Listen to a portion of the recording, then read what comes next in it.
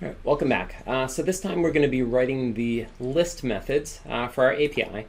Remember, we're going to be allowing the clients the ability to list students, assignments, or grade entries. Remember, we're going to have a little bit more complexity here because we are dealing with these three classes, right? So we're going to have to write them for three. Sometimes there's going to be relationships between them. So it turns out actually the easiest one for this is actually grade entry because we're going to be having them give us an assignment ID, and we want all the grade entries with that ID.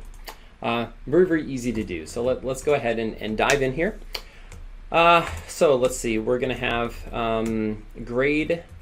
This is going to be grade entry. Remember, what we do is we give the name of the model class, dot, and then it's either going to be method or query method. These first guys here are going to be, if I'll spell it correctly, they're going to be query methods. All right, we're going to be using a lot of the same stuff that we did the last time, like query fields. We're not going to use any of the other ones. Although you notice I'm skipping by user required. This is the one new thing, right? If you learn anything from this lesson, it's going to be that when you have an authenticated method, you need to set user required to true, right? So that's really about the only new thing that has to do with authentication in this lesson here. So user required is true. I guess there's one minor thing, but we'll come back to that in a second. So user required is true. Everything else is going to be just like we had set up even for movie quotes, right? So for query fields, we're going to want to allow them to query by sort of the standard things here, and we'll give a tuple with limit, order, page token, and let's see, also by assignment key, which, remember, assignment key was one of the methods, or was one of the within grade entry, was one of the properties of this guy, right? So to query by assignment. So that's what we have for our query fields. Now after that, we had a whole bunch of things that are kind of boilerplate, right? So we had what? We had name, path, and HTTP method. So that's what we're going to fill in right now. So name is going to be, and I'm just going to call this grade recorder dot. Excuse me, not grade recorder. Let's try this again here. I want the name of the class here. So grade entry, and I'm going to kind of smush it together into one word. Grade entry dot list. The path is going to be same thing, only with a slash. So grade entry slash list. Now we want to require them to specify the assignment key. So we're also going to do slash. And if you remember how we've done a required entity key in the past with deletes, is we put them inside curly braces. Only here we want to require the assignment key. All right, so like so. HTTP method for any sort of query is just going to be a get. All right, so that's what we have. Let's see, make sure I'm not forgetting anything here. Looks great. So that's our annotations. The method itself, let's go ahead and define this. And this is going to be grade entry underscore list. It's going to take self, and then all these guys are going to pass in a query. This is one of these easy ones. If we needed to filter it, we would, but we really don't have to do anything else here. We're just going to return the query, right? So that is actually the easiest one. I probably should put a doc string on this so it shows up when I go to the API Explorer. So we'll say list all the grade entries for a given assignment. Right, so if our assignment was like Lab 1, we only want to show the grades that correspond to Lab 1. Again. All right, looks good. So let's go ahead and run this guy. So if I already have my app still running here in the background, if you need to run yours again, go ahead and do that. And we're going to go to, in our browser, I'm going to pull back up localhost here. And actually I already have it running in 8080, so I'll refresh it. And then what I'd actually like to do, so I see I have Lab 1 here. Let's see, if I do all of them, I have one for Lab 2 as well. So I'm going to have kind of a problem here if I try to do this, because I want to view them by, I need to give an assignment key, but I haven't listed out the assignment yet, so I don't know what the assignment keys are. So actually let's back off and let's add another one here. Let's see, it looks like I got an error here anyway. I forgot to close my doc string, so let's see, I'll fix that. All right, and let's make the others. So I did grade entry first because it was the easiest, but I usually go in the order student assignment grade entry, just the habit that I'm in here. So I want to define a student list, which is self, and it also gets a query. All right, like so, and we'll figure that out for in a second here. So we're going to say list all the students again for a given user, right? So if two different teachers, they're each going to have their own set of students, even if there is one student who's in both classes or who has both instructors, the records are kept totally separately, right? All right, so what are we going to have to do with this? First of all, let's go ahead and add an annotation. So this is going to be at name of the class, model class it is, so student dot, and this guy is going to be another query method. A lot of data here is going to be very similar to what we had in the last one. So authenticated, so user required is true. We'll have query fields, and this will be a tuple, and we're going to use the same ones. Feel free to just copy and paste. I'm going to have limit order page token. All right, should be okay there. Let's see, what else do we want here? The sort of standard ones. So name is going to be student.list. Path is going to be student/list, and then HTTP method is another get. All right, so I really could have cut and pasted there. Would have been fine. Good. Now, what we want to do is if we want all the students for a particular user, we actually want to do something called an ancestor query. Let's actually jump back to our slides here for a second. You'll recall that what we said is that for every student object, that the parent, okay, is going to be a key that's generated from a user email, right? So if we take all the students that have the same parent, in other words, all those that came from the same user, then we'll get exactly what we want, right? So we want to do a query where it has an ancestor of this key, all right? So let's go ahead and do that. Okay, let's see what the logic for that what it looks like. All right, so going back to our code here. All right. So what we're going to have to do is first of all get the user, right? Now we know that there's going to be a user because they're authenticated, right? We required a user up in our annotation. And the way that we get the user is we say within the endpoints library, there is a method called getCurrentUser.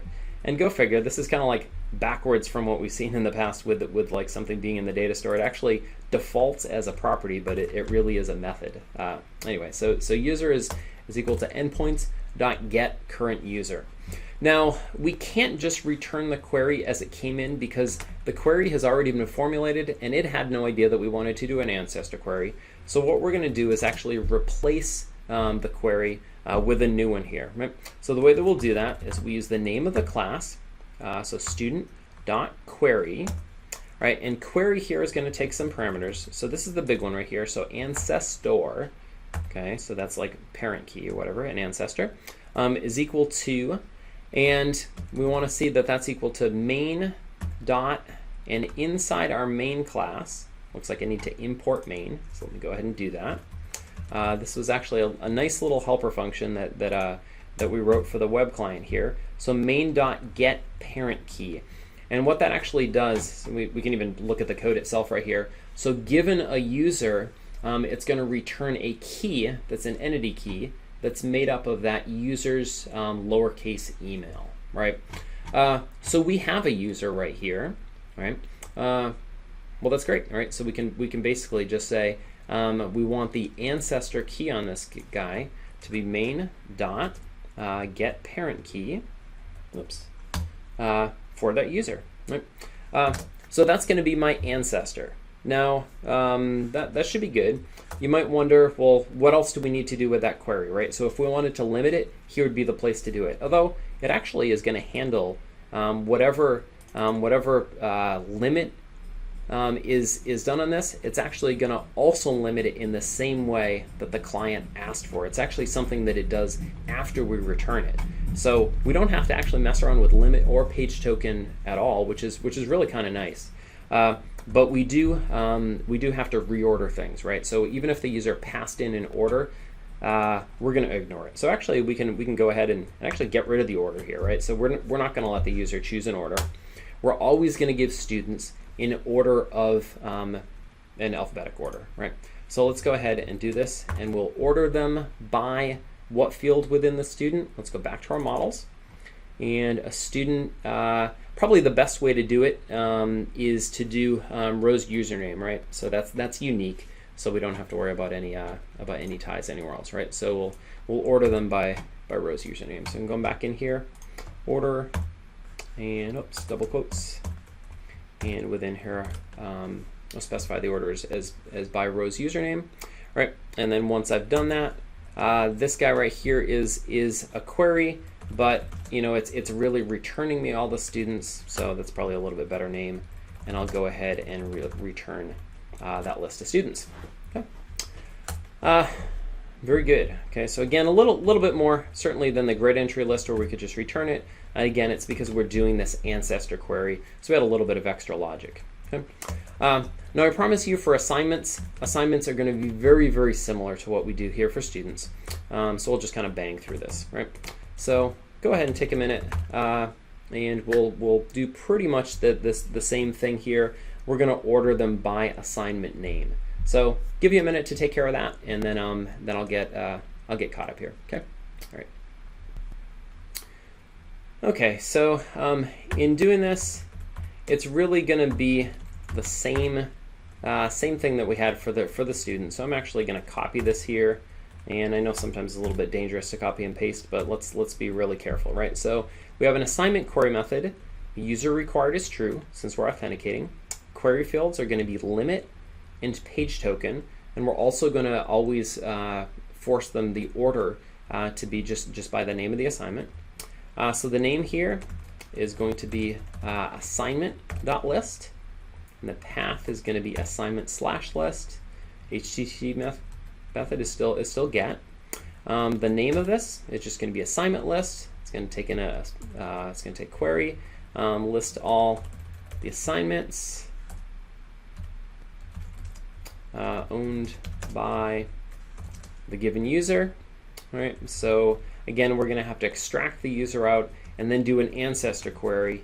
So assignments, and this is going to be the name of the class. So assignment, so name of the model class, assignment.query, and we want to return all those records that have as an ancestor, they have the user as a parent key, right? So any assignments that are owned by this user, and then we will order them by by assignment dot name. Okay. And actually, as I'm looking at this, I think I made a mistake in the student one. This guy right here is going to have to be something similar. So if you get rid of the quotes on that, it's supposed to be student.rose username. All right, so let's see if this guy will go away. Yeah, there we go. All right, so thanks for fixing that. So that's our assignments, and then we want to return that list of assignments, like so. Okay. All right, our queries look good. Let's go ahead and try to test them now. So I'm going to go back to my running guy right here, and we have some assignments. We have some people. So I'm going to open up this same guy here and go to localhost 8080 / and again _AH_API_explore. I keep saying underscore. I mean slashes. Sorry about that. So you knew what I meant. You saw it. All right, I'm trying to run this guy and it's not coming up. So let's see. I'm going to go back and see if there's any errors in here. So let's see. No errors. it looks like here. So let's see. You always want there to be errors, right? Then you at least have a place to go. Nothing. I'm going to take a quick peek at API. So my endpoints handler is before the main handler. That's good. Let's see. I did. I messed it up here. This is one of these things. The URL in our browser is API, but this guy right here is SPI, right? And again, I once knew why that was. I'm not sure, but that is a subtle bug, right? But I guess it wasn't even loading before, so that's a clue that something in the app.yaml is messed up. Let's go ahead and refresh here. And there it is. Okay, so we have Grade Recorder API. Click on this guy, and here's my 3 list methods. Let's go ahead and play around with them. So student list. Again, if I try to execute it, it's going to require us to be authenticated. So go ahead and click on this guy and check this if you need to. And this is going to be something about scopes. We can authorize it to be us, and then execute again. And we should be okay, right? And you should get back any of the students that you created when you tested the web app. Okay? So that's decent. Let's see. Notice that it doesn't let me choose the order. It's always going to give them to me in order by Rose username. All right, so that looks good. But if I wanted to limit them, let's try a limit of 1 here, for instance. Right? Then it gives me just 1, and in fact, after that 1, it's even going to give me a page token to get the rest of them. All right. Okay, great. Let's go back. Let's do assignments, and same deal here. Let's see. It's saying it's still authenticated, so I'm going to try this. Sometimes it complains and asks you to re-click this button, but not a big deal. So I'm here, and all right. So I have 2 labs, each with its own entity key. So I'm going to go ahead and I want to grab all the grade entries for lab 1. So I'm going to let's see. Grab lab 1, its key, and then I will say my grade entry. And I will grab all those ones that have the lab 1's entity key as this grade entry's assignment key. I think you see what I mean. All right. We'll click execute, and it's going to come back here, and it's making our request, and you notice it passed in that key directly in as part of the path here. All right, remember we required that, and it's going to come back and it's going to give us 2. If we notice here, so we see 2 of them that both have the same assignment key. You'll notice that this is the same assignment key, right? So starting with AHPK and ending with LDA, AHPK ending with LDA, and then the entity keys themselves, of course, are different, right? So if you look at these, you'll start to see some differences here as we get towards the very end of these guys. Right, so they do differ, and then one was a score of 100, one was 95, and we had different students. Right, it's a little bit more of a pain to debug since we're using student keys here, and technically, if you wanted to see that student, then you'd have to go ahead and list the students and see which one had that key to see who got 100. So it's a little bit more of a pain for debugging, but it still works. All right. That's all we have for you for this. I guess take that back. Let's do one more thing here. If you're debugging this, it might make sense to pull up the data store viewer. So let's go ahead and go to localhost, and we'll go to our admin port. So remember that's on port 8000. And we can go to data store viewer, and we can see, so for our assignments, I have a number of these, and it looks like I created a whole bunch of them in the past as well. So here's my grade entries, and if I hit list entities, lots of stuff here.